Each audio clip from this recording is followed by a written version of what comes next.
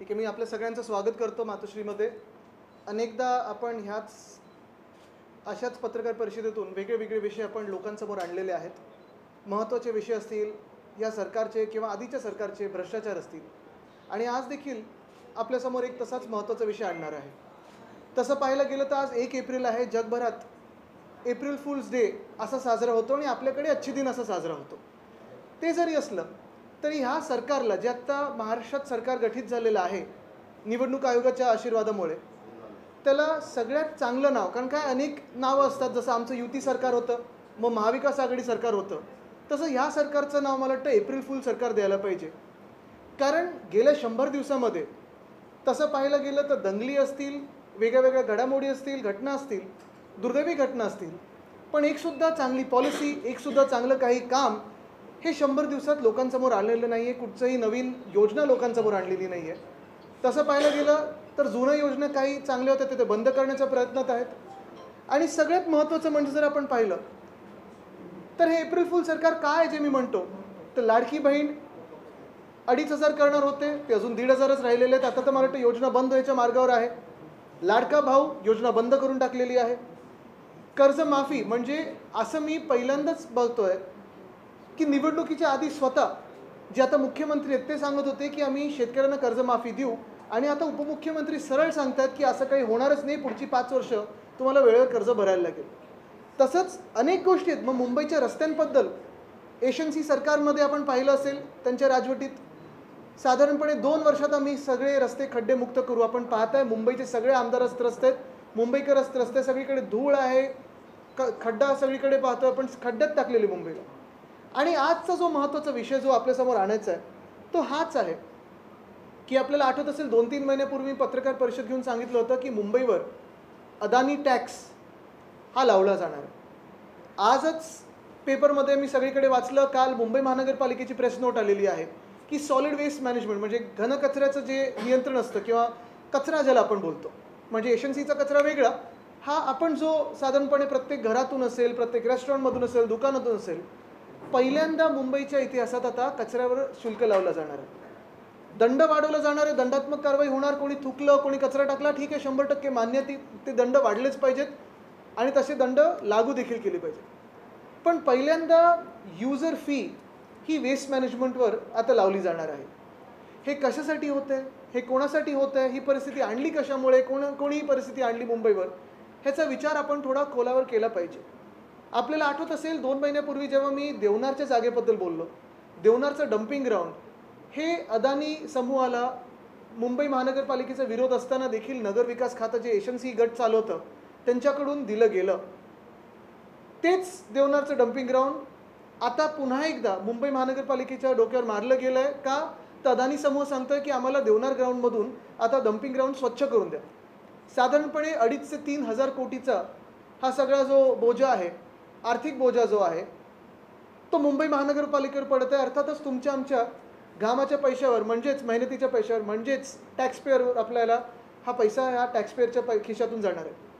आता मुंबई महानगरपालिका आपल्याला आठवत असेल गेली 25 वर्ष जेव्हा शिवसेना उद्धव बाळासाहेब ठाकरे पक्षाच्या हातात होती, सेवा करत होतो मुंबईची, तेव्हा असे लपेछपे आम्ही कुठचेही टॅक्स लावायचो नाही, कुठचेही हिडन टॅक्स नव्हते. आणि हा जो शुल्क आहे वेस्ट मॅनेजमेंटचा, घनकचऱ्याचा, हा तर आमच्या कधी विचारत पण नव्हता.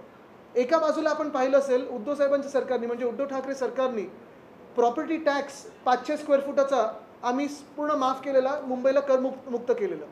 पण त्याच बाजूला आज हे एप्रिल फूल सरकार फडणवीस साहेबांचं 500 स्क्वेअर फुटाच्या देखील घरांवर हा वेस्ट मॅनेजमेंटचं शुल्क लावणार आहे. 100 रुपये, आणि तो प्रत्येक महिन्याला, म्हणजे विचार करा 12 महिन्याला किती. तुम्हाला अजून एक लक्षात आणून देतो की जेव्हा आपण असे शुल्क लावतो किंवा असे काही टॅक्स लावतो, कर लावतो, तेव्हा हे स्थिर राहत नाहीत. प्रत्येक 3 वर्षानंतर त्याचं रिव्हिजन होतं, वाढत जातात. म्हणजे आज जो 100 रुपये आहे, 3 वर्षानंतर कदाचित पुढच्या वर्षी देखील जर अदानीच्या मनात आलं 500 रुपये करतील. ह्याच्यात 500 स्क्वेअर फुटाची घरं ज्याला उद्धव ठाकरे सरकारने कर माफ केलेलं, प्रॉपर्टी टॅक्स माफ केलेलं, त्याच्यावर दंड लावलेला आहे. आपल्याला आता कळलंच असेल की जर घरांवर आला म्हणजे छोट्या दुकानांवर आला, रेस्टॉरंट्सवर आला, छोट्या व्यवसायांवर आला. आणि मूळ गोष्ट हीच आहे की ही परिस्थिती आणली कोणी, कशामुळे आणली. जी मुंबई महानगरपालिका आम्ही 92,000 कोटीच्या सरप्लसमध्ये नेली होती, अनेक गोष्टी मुंबई महानगरपालिकेच्या, जसं शिक्षण असेल, आरोग्य असेल, BST असेल, परवडणार होतं, काही काही तर मोफत होतं. आता कर लावला जातो, युजर फी लावलं जातं. ह्याचं एकच कारण आहे, कारण गेल्या 2.5 वर्षामध्ये एशनशी सरकारने, त्यांच्या राजवटीने मुंबईची जी लूट केलेली आहे, सगळे लाडके कॉन्ट्रॅक्टर्स यांना पैसे मिळालेले आहेत आणि मुंबईकरांचे पैसे यांनी चोरून त्या कॉन्ट्रॅक्टर्सच्या खिशात टाकलेले आहेत. 31 मेपर्यंत ह्या सगळ्या गोष्टीला साधारणपणे सजेशन ऑब्जेक्शन मागवण्याची मुभा दिलेली आहे. शिवसेना उद्धव बाळासाहेब ठाकरे पक्ष म्हणून आणि मी सगळ्यांनाच मुंबईकरांना अपील करत आहे, आपल्या माध्यमातून आवाहन करत आहे की ह्याचा कडाडून आपण विरोध केला पाहिजे. ह्या घनकचरा नियंत्रण शुल्काचा विरोध केलाच पाहिजे, ह्या कराचा विरोध केलाच पाहिजे, कारण हा अदानी कर आहे. अदानीची सेवा करण्यासाठी, भाजपाच्या मालकाची सेवा करण्यासाठी, एशनशीच्या मालकाची सेवा करण्यासाठी हा कर आपल्यावर लादला जातो. ह्याची गरज नाही आहे. इतर शहरांमध्ये कदाचित असेल, पण मुंबई एक असं शहर आहे, केंद्र सरकार असेल, राज्य सरकार असेल आणि महानगरपालिका असेल, गेल्या 2.5 वर्षामध्ये तर आपण पाहिलंच असेल, अनेक वेगळ्या वेगळ्या गोष्टींमधून कर डायरेक्टली इनडायरेक्टली लावला जातो. म्हणजे मुंबईच्या पुढे कर हा लावलाच जातो. GSTमध्ये मुंबई पुढे असतं, इन्कम टॅक्समध्ये मुंबई पुढे असतं, सगळ्या करांमध्ये मुंबई पुढे असेल. मग हा घनकचऱ्याचा कर कशाला लावला जातोय, हा एक विचार करण्याची गोष्ट आली. खरं तर ह्याच्यात काम खूप होऊ शकतं विना कर लावलं तरी देखील. ह्या सरकारला कर लावायचा, त्याचा आम्ही विरोध तर करू, कडाडून विरोध करू. त्याच्या आधी 31 मेपर्यंत प्रत्येक मुंबईकरांनी, मुंबईप्रेमी जनतेने BMCला त्याच्या लेखी सूचना पाठवल्या पाहिजेत की आम्ही याचा विरोध करतो आणि 1 रुपया देखील भरणार नाही.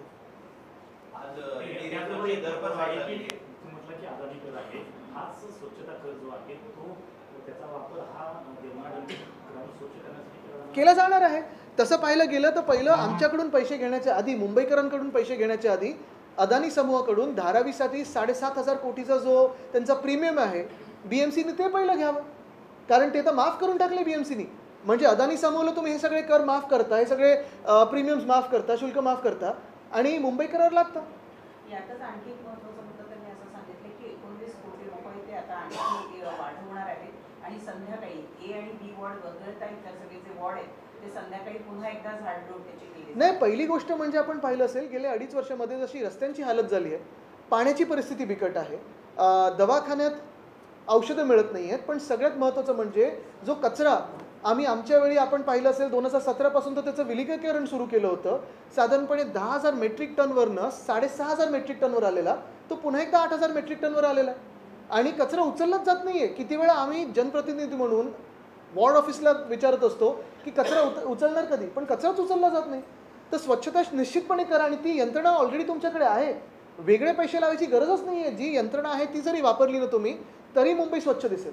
नागरिकांना आवाहन तुम्ही करताय, त्या व्यतिरिक्त तुम्ही आणखी काय? आम्ही आंदोलन तर करूच. पहिलं त्याच्या आधी घरोघरी जाऊन शिवसैनिक जे ऑब्जेक्शन आहे ते लोकांकडून भरून घेतील आणि मग पुढची जी आमची विरोधाची भूमिका असेल ती आपण पाहिलंच. बरोबर आहे, म्हणजे घरं महागणार, घरं महाग झाली, कचरासाठी तुम्ही जास्ती येता. आता पुढच्या महिन्यापासून मला वाटतं अदानी आणि BSTचे विजेचे दर वाढतात. मग मुंबईकरांना एका बाजूला तुम्ही मुंबईचे उद्योगधंदे सगळी गुजरातला नेत आहे, मुंबईत BST आहे त्याला GM अजून दिला नाही, जनरल मॅनेजर दिला नाही, BST तुम्ही मारताय, तुम्ही ऑफिसला जाणं कठीण करताय, फुटपाथवर चालू शकत नाही, ऑफिसमध्ये पाणी नाही आणि ह्या सगळ्या गोष्टींमधून मुंबईकरांनी कर भरायचे तरी कसे? एक मिनिट, असं करून असं येतो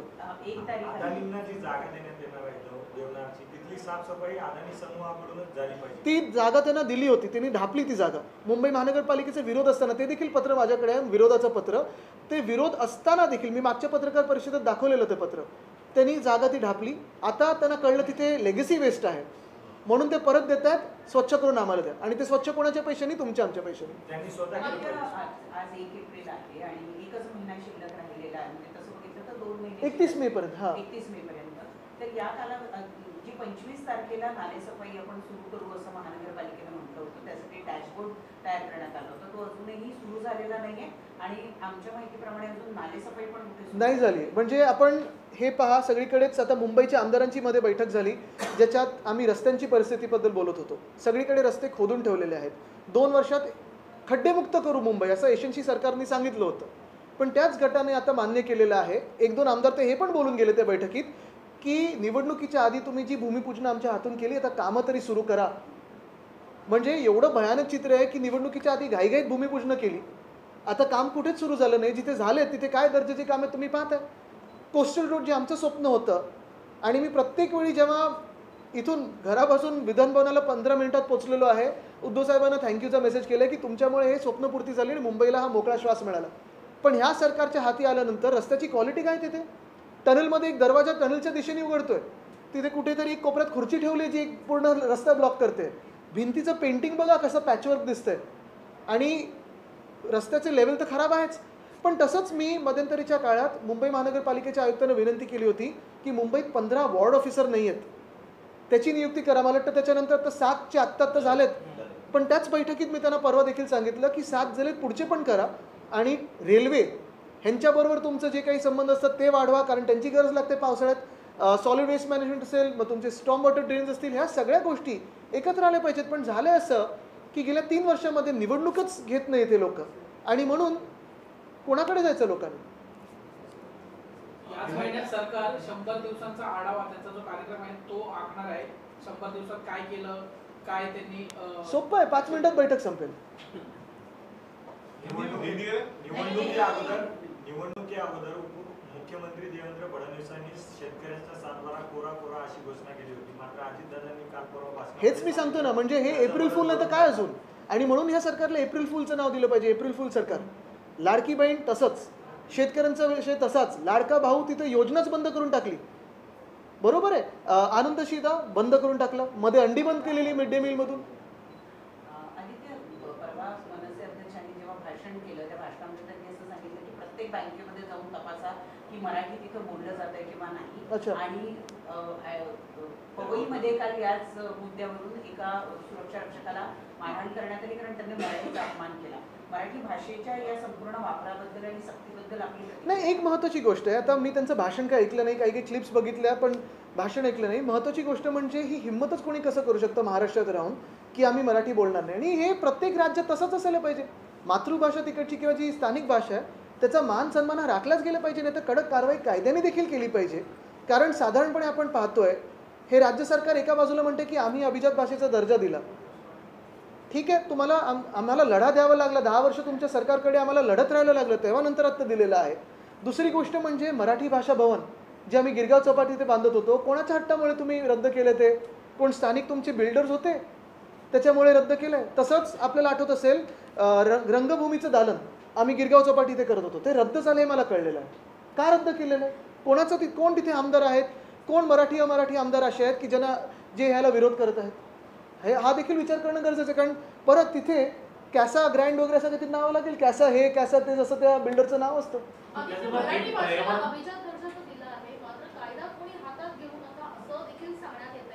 कायदा सुव्यवस्था तर आहे तरी का हातात घ्यायला असायला तर पाहिजे.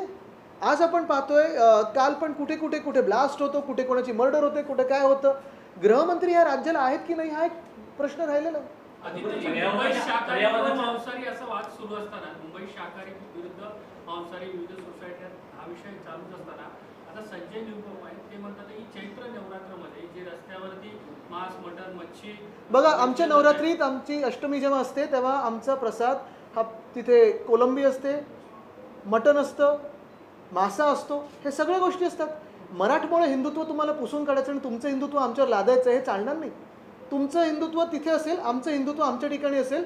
एकामेकांवर लादू नका. तुम्हाला नाही खायचं नका खाऊ, आम्ही पण कोणी आम्हाला सांगायचं नाही काय खायचं आणि काय नाही खायचं. अर्थात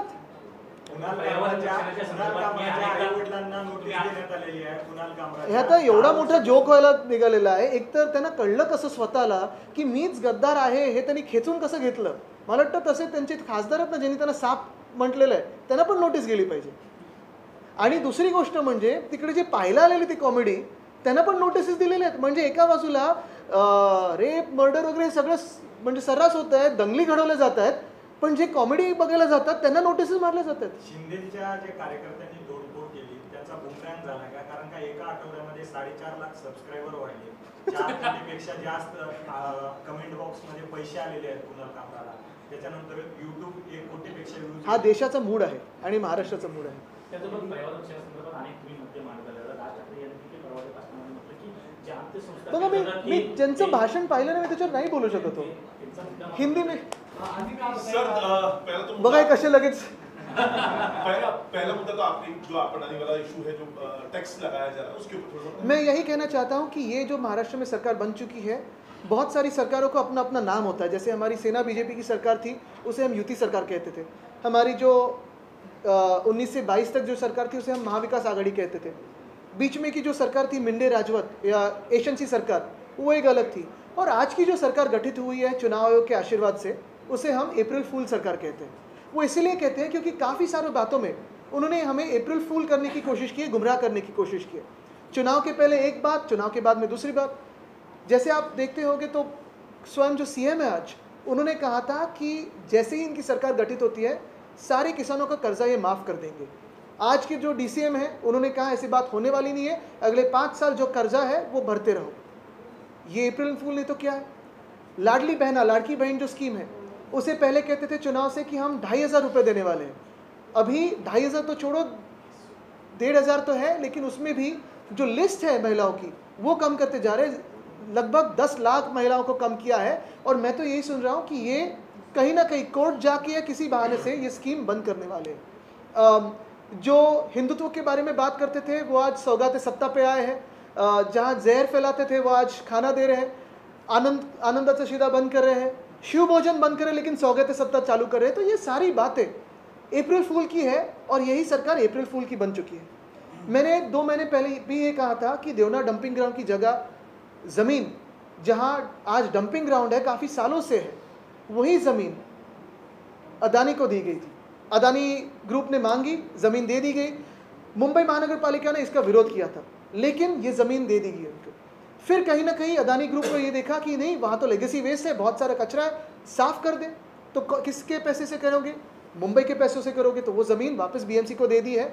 और देवना डंपिंग ग्राउंड पे अभी जो प्रोसेस चलेगी, लगभग 3000 करोड़ का खर्चा ये मुंबई करों पे आएगा, मुंबई कर के पॉकेट से जाएगा। तकलीफ इसी बात की है कि ये पैसा जो 90,000 करोड़ के सरप्लस हमने बनाए थे, जो फिक्स डिपॉजिट थे मुंबई के बीएमसी के, वो सारे पैसे, हर एक रुपया हर एक स्कीम से जुड़ा हुआ था। फिर वो कोस्टल रोड हो, गोरेगांव मुलुंड लिंक रोड हो, एसटीपी हो, लेगेसी वेस्ट की जो ट्रीटमेंट होती है उसके हो, लेकिन सारा का सारा पैसा एशंसी सरकार ने दे दिया अपने लाडले कॉन्ट्रैक्टर्स को। अभी पैसा नहीं है बीएमसी के पास, तो फिर क्या करोगे? तो सॉलिड वेस्ट मैनेजमेंट भी, यानी कचरा जो हम घर से निकालते हैं या फिर होटल से निकालते हैं, दुकानों से निकालते हैं, स्मॉल मीडियम बिजनेसेस से हम रास्तों पे लाते हैं, उसे पिकअप करने के लिए अभी बीएमसी पहली बार इतिहास में हम पर यूज़र फ़ी लगाना चाहती है। और यूज़र फ़ी ये दर माह लगाएगी, हर महीने यूज़र फ़ी लगाएगी। एक तरफ आप देख रहे हो कि 500 स्क्वायर फुट के घरों पर से प्रॉपर्टी टैक्स पूरा निकाल दिया था उद्धव ठाकरे सरकार ने। दूसरी तरफ यही सरकार, अप्रैल फूल सरकार फडणवीस साहब की, उसी 500 स्क्वायर फुट के घरों पे अभी यूज़र फ़ी कचरा उठाने के लिए लगा रही है। यानी मुंबई कर यानी टैक्स, मुंबई कर हर बार क्यों कर भरते रहे। आज ये अदानी कर लग रहा है, लगभग ये अदानी साहब का जजिया टैक्स ही लग रहा है हम पे। और ये क्यों भरे हम? क्योंकि आपने पैसा खाया, आपके एजेंसी ने पैसा खाया, आपके लाडले कॉन्ट्रैक्टर्स ने पैसा खाया। भुगते कौन? तो हम पैसा भर रहे हैं, टैक्स पेयर पैसा भर रहा है, मुंबई कर भर रहे हैं। और क्यों मुंबई के इतिहास में पहली बार हर घर पे हर माह हर महीने ये यूज़र फ़ी लगाया जाए। और ये यूज़र फ़ी स्थिर नहीं रहने वाली, अगले 2 साल में बदलते जाने वाली है। ये कैसे, ये तो ज़्यादती होगी। लगभग 1 दशक के बाद इस मुंबई में लैंग्वेज पॉलिटिक्स वापस लड़ रही है। आपने देखा होगा कई सारी तस्वीरें आई हैं। मराठी भाषा का सम्मान होना चाहिए, इस पर कोई शंका नहीं है। लेकिन क्या ये जो लगातार मामले आ रहे हैं, मुंबई के ही अलग अलग मामले आ रहे हैं, तो पूरे मुझे एक कहिए, ये अगर भाषा की पॉलिटिक्स हो, वेज नॉन वेज की पॉलिटिक्स हो, हिंदू मुस्लिम की पॉलिटिक्स हो, हिंदुओं में भी जाति की पॉलिटिक्स हो, ये जहाँ जहाँ भाजपा राज करता है वहीं क्यों होती है? हमारी भी 2.5 साल की सरकार थी, तब ऐसे कोई मामला नहीं था, शांत था तब। बहुत सारे राज्य ऐसे देश में जहाँ भाजपा नहीं है, सब स्थिति अच्छी है। फिर जहाँ जहाँ भाजपा ही राज करती है तो हिंदू खतरे में कैसे आता है? जहाँ जहाँ भाजपा राज करती है तो मेजॉरिटी खतरे में क्यों आता है? वहाँ की सुख शांति समृद्धि क्यों खतरे में आती है? क्योंकि भाजपा यही चाहती है कि हम लड़ते रहे, झगड़ते रहे, और जो महत्वपूर्ण विषय है उससे हम विचलित हो जाए। लेकिन मैं ये कहना चाहता हूँ, जैसे आज अभी हम हिंदी में बात करें, इसके पहले मराठी में बात कर रहे थे, शायद आप इंग्लिश में क्वेश्चन पूछेंगे, ये ना है तो बाद में पूछता है कहाँ गए, सॉरी। तो ये सारी बातें जो है, हर कोई हर भाषा सीखे, बिल्कुल सीखे, लेकिन हर एक राज्य में जो अपनी अपनी भाषा होती है, अपनी मातृभाषा होती है, उसका मान सम्मान होना ही चाहिए। अगर कोई अपमान करता है और कहता है कि मैं ये भाषा नहीं बोलूँगा या उस भाषा का अपमान होता है, तो कोई ना कोई, अगर कानून ना हो या महाराष्ट्र जैसी परिस्थिति हो जहाँ कानून का दबाव ही ना हो, किसी को डर ही ना हो, तो कोई ना कोई कानून अपने हाथों में लेता है। लेकिन आदित्य जी, इसमें पिछले 1-2 हफ्ते में आप देख रहे हैं लगातार ऐसी तस्वीरें आ रही हैं और सेंटर में एमएनएस दिख रहा है, उसी के लोग जा रहे हैं, लोगों को मार रहे हैं, उस पर नहीं, देखो ये सारी ये बातें अगर आप देखें तो बदलापुर में कौन था? बदलापुर में भाषा का विवाद नहीं था। बदलापुर में क्यों हुआ था? क्योंकि उस जो महिला थी उसकी कंप्लेंट पुलिस नहीं ले रही थी, जिसकी बच्ची पे अत्याचार हुआ था। तो हर बार, अभी बीड़ में क्या हुआ, जो संतोष देशमुख की हत्या हुई उसके बाद कुछ एक्शन हो रही नहीं थी, इसलिए लोग रास्ते पे आए। परभणी में क्या हो रहा है? तो हर जगह आप देख रहे हो, सिर्फ भाषा के ऊपर से नहीं है, बड़े क्राइम हो, छोटे क्राइम हो, हर जगह कहीं ना कहीं ऐसे लग रहा है कि महाराष्ट्र को आज होम मिनिस्टर है ही नहीं, एब्सेंट है, और इसीलिए तो लोग रास्तों पे उतरना चाहते हैं। आदित्य, एक सवाल पूछेंगे, जिस प्रकार से लोकसभा में कल अमेंडमेंट बिल पेश किया जाएगा, शिवसेना की क्या भूमिका है? क्या आप लोग इस बिल को हमसे पहले चंद्रबाबू नायडू साहब से कहिए, क्योंकि उन्होंने अब भी कहा था, पूछिए उनसे, क्योंकि उन्होंने कहा था कि वक्फ को हम हाथ नहीं लगा देंगे। तो जिस भाजपा ने महाराष्ट्र में वक्फ के बारे में बहुत सारी बातें फैलाई थी चुनाव के दरमियान की, सिद्धिविनायक अभी वक्फ बोर्ड क्लेम कर रहा है, ये क्लेम कर रहा है, सारी फेक न्यूज़ थी। उसी भाजपा को पूछिए कि आप चंद्रबाबू नायडू साहब को पूछेंगे क्या कि उनका स्टैंड क्या है, नीतीश कुमार जी को पूछेंगे क्या क्या उनका स्टैंड क्या है। पहले उनका स्टैंड आने दीजिए, हम अपना स्टैंड बता देंगे। आपकी पार्टी का कोई तो स्टैंड होगा कल जेपीसी में, आपके भी लोग बिल्कुल, जैसे ही चंद्रबाबू साहब और नीतीश साहब बता दें, हम अपना स्टैंड बयान करेंगे।